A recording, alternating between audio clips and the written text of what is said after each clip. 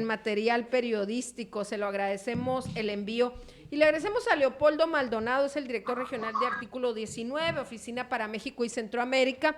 Pues periodistas asesinados en México. El gobierno pide perdón a familiares de Jiménez Mota. El día de ayer le informábamos que hubo un evento especial para eso.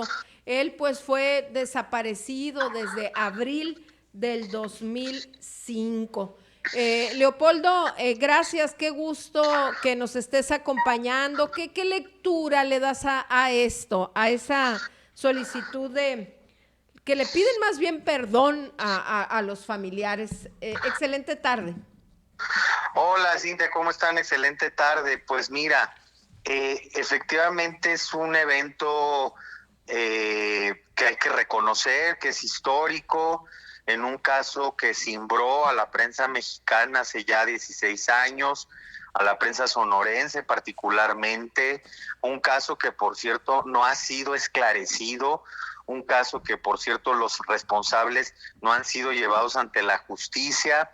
Y es entonces que, bueno, un acto de reconocimiento público de responsabilidad por parte del Estado mexicano sí genera una reparación simbólica a las víctimas, a sus familiares que les sobreviven, pero que este tipo de medidas tienen que ir acompañadas de otras, como el acceso a la justicia, a la verdad y a otras medidas de reparación.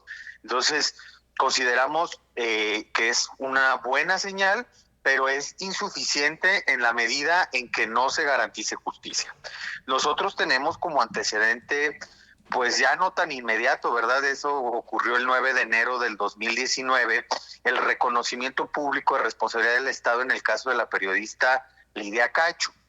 Hay que recordar que meses después se giraron órdenes de aprehensión en contra de los autores intelectuales, quienes la ordenaron torturar en diciembre del 2005. El caso de ella también cumple 16 años. Pero ella tuvo que salir del país porque una vez que fueron giradas estas órdenes de captura en 2019, allanaron su casa y asesinaron a sus perras, a sus mascotas. Entonces, pues se queda un sabor agridulce porque pues el primer acto de disculpa pública del gobierno de López Obrador fue a favor de una periodista, una mujer periodista cuyo caso es emblemático, pero pues al final no había garantías para que permaneciera en el país, lleva 2 años fuera. Pues lo mismo podemos pensar en un caso como el de Alfredo Jiménez Mota, que tenemos que saber pues primero que se esclarezca su paradero, que se establezca las responsabilidades correspondientes y que, repito, hay otras medidas de reparación. El gobierno de la República no cesa de dar disculpas, lo cual es bueno, actos de disculpa pública a diferentes víctimas de violaciones a derechos humanos a lo largo de 3 años, pero si esas disculpas no son acompañadas de otro tipo de acciones, pues queda un sabor agridulce. Oye, Leopoldo, hay una frase que dice, si te la tengo que pedir, ya no lo quiero. Aquí no solamente se lo han tenido que pedir, lo han tenido que ir a exigir a Cortes Interamericanas. Esta disculpa es la respuesta a un fallo de la Corte Interamericana. Entonces, o sea, no es un acto de buena fe, ni de buena voluntad, ni es que el gobierno sea muy noble y se quiera disculpar realmente. Y al final de cuentas lo más importante son justamente esas medidas de protección. Ayer decía Roberto Roca, se llama así. Roberto Rock. Rox. Rock. Pues que Roberto Roca, más que en inglés, decía el de las tips, ¿no? Roberto Rox decía que el discurso que todos los días se da en Palacio y todo lo que hemos venido viendo en cuanto a acciones del gobierno son prácticamente la garantía de que lo que ha estado ocurriendo con estos 49 periodistas y la impunidad va a permanecer y podría agravarse incluso. ¿Tú qué lectura le das desde artículo 19 a esto? Sí, muchas gracias, Daniel. Hola, pues mira, yo creo que los actos de reconocimiento público difícilmente, y eso nos lo muestra la historia, no nada más en México, sino en el mundo, particularmente en América Latina, que es donde varias soluciones amistosas de la Comisión Interamericana de Derechos Humanos, sentencias de la Corte Interamericana pues han sido dirigidas a los diferentes estados de la región y pues efectivamente hay que arrancárselas prácticamente, ¿no? A los gobiernos.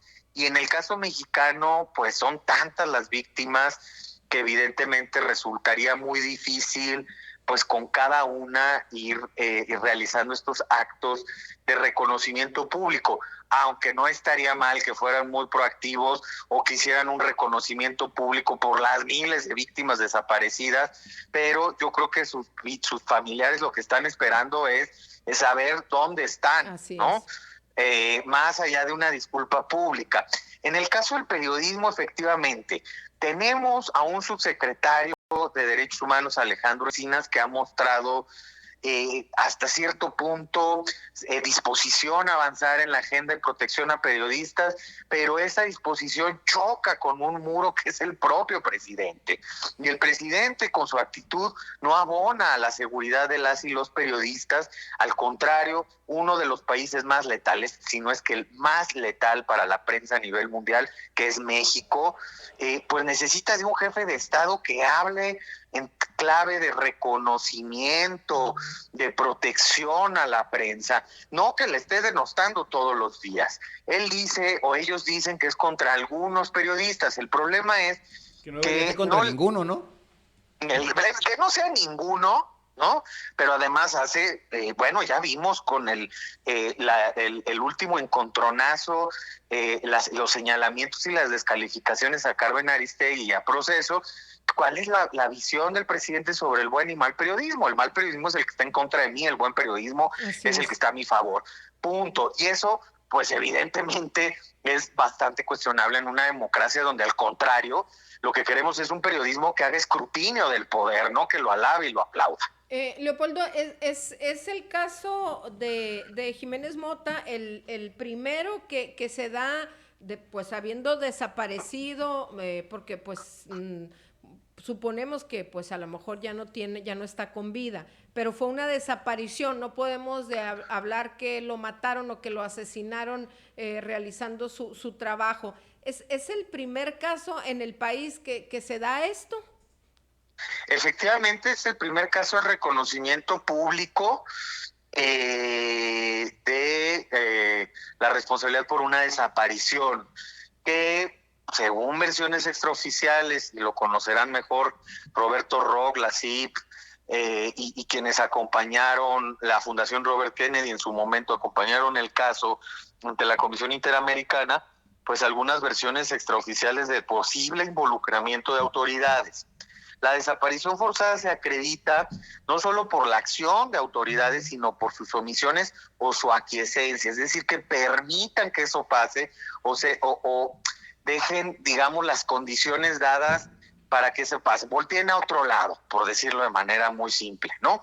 Entonces, efectivamente, en el caso de una persona, un periodista desaparecido, es la primera vez que sucede. En México llevamos contabilizados del 2000 a la fecha 24 periodistas desaparecidos. En ninguno de esos casos ha habido justicia.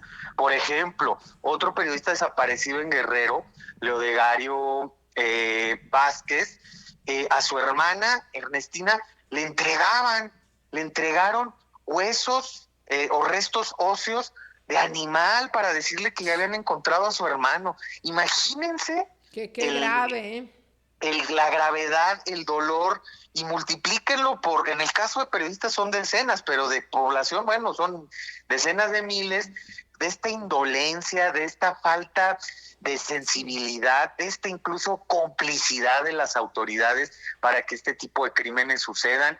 Y en el caso de los 24 periodistas desaparecidos, incluido Alfredo, no se han esclarecido los hechos y no hay responsables procesados. Sí, como que qué pasó, no hubo pruebas, no hubo testigos, no hubo nada, ¿no? No hubo voluntad política ni siquiera de buscarlo, ¿no? Sí, ¿qué ha pasado? ¿Por qué la apatía, Leopoldo? Ahorita porque estamos hablando de periodistas, pero sabemos que hay muchas desapariciones de la sociedad en general, hombres, mujeres, adolescentes. Y bueno, a veces se pensara que por ser alguien del gremio, los medios pues haríamos, no sé, fuéramos duros al momento de señalar y todo, hay una apatía también en ese sentido de no señalar, o hay un miedo a la autoridad de que si abordamos tales temas, pues también podemos estar en esa misma situación. Yo creo que sobre todo es miedo, Cintia, porque finalmente pues el tema, el mensaje, pues por supuesto que es para las familias, por supuesto que también es para el resto del gremio, ¿no? Sí. Lo que pasa, el efecto expansivo que tiene una desaparición o un asesinato de periodista en una región determinada, en una comunidad, es un mensaje para todos. Y el agravio social es mayúsculo, porque aunque la sociedad no se movilice o no siempre se indigne o no siempre a veces ni se entere, pues está perdiendo muchísimo en el sentido de pues una persona que se dedica profesionalmente a buscar y recibir información y publicarla para que podamos tomar mejores decisiones. Por eso es la importancia de poner el foco en la violencia contra la prensa, no porque tengan privilegios, no porque sean sujetos especiales o sujetas especiales, no, es porque tienen un valor intrínseco su labor, que es dar información, y la información es la base de la democracia. Entonces, yo creo que en ese sentido falta mucho trabajo que hacer a nivel social para que la gente se indigne, se movilice, pero también pues el miedo es muy fuerte. Entonces el mensaje se manda muy claramente. Por ejemplo, cuando lo mismo sucedía en la oleada de asesinatos, secuestros y desapariciones en Tamaulipas, pues se dejó de publicar simple y sencillamente de todos los temas relacionados con narcotráfico. Y entonces se van generando las llamadas zonas de silencio o zonas silenciadas, sí, que así los denomina la Comisión Interamericana de Derechos Humanos, y que desafortunadamente en este país van creciendo y cada vez se va extendiendo a más y más regiones. Y qué fuerte el binomio narcotráfico-autoridad, porque hace que no pase nada y que se cuiden unos a otros, ¿no? Sí, y además, bueno, imagínate, cuando las organizaciones internacionales o nacionales de defensa de la libertad de expresión acompañamos algún caso, lo visibilizamos, vamos ante las autoridades, si así tienen el descaro de no avanzar muchas de las veces, la gran mayoría de las veces, cuando no hay visibilidad, cuando no hay personas ejerciendo presión, cuando las familias tienen miedo, pues esta red de complicidades opera pues ya casi que de manera natural, porque pues no se investigan a sí mismos, ¿no? La corrupción llega, sí, desde los altos niveles, pero llega a las agencias del Ministerio Público, a las policías, a todas las corporaciones de seguridad y justicia, y ese es un lastre que hay que enfrentar como ciudadanos y también pues las víctimas periodistas, ¿no? Ya por último, Leopoldo, y repito, porque nos queda muy poquito tiempo, ¿cómo ves cuando los gobiernos, por ejemplo, ha sucedido aquí en los ayuntamientos, acusan a los periodistas? Por ejemplo, en el caso de Cajeme, que es el cuarto municipio más inseguro del país, dice, la percepción de inseguridad es responsabilidad de los periodistas que cubren la nota policíaca. Y en Caborca, que es un municipio sin calles pavimentadas, con mucha violencia, también dicen, la percepción de que Caborca es un pueblo polviento y violento es responsabilidad de los periodistas. ¿Qué clase de políticos son esos? No, pues es una clase política autoritaria que se ha formado así durante décadas. Pónganle el color que le pongan, el partido que quieran, todos son igual de intolerantes. Hemos escuchado esos discursos de PRI, PAN, PRD, ahora Movimiento Ciudadano y Morena, ninguno se salva, sí, porque luego la verdad es que hay una pulsión bastante autoritaria en nuestra clase política.